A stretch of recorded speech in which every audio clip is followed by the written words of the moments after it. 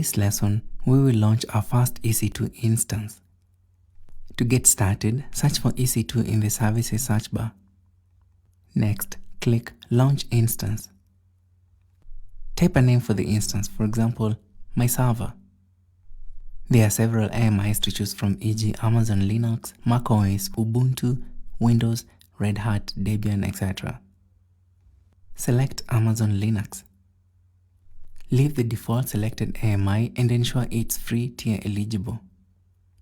Also leave the instance type selected, ensuring it's free tier eligible.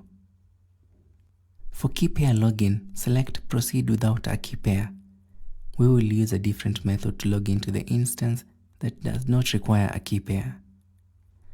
Also leave the network settings as they are defined. This will be crucial in helping us connect to the instance.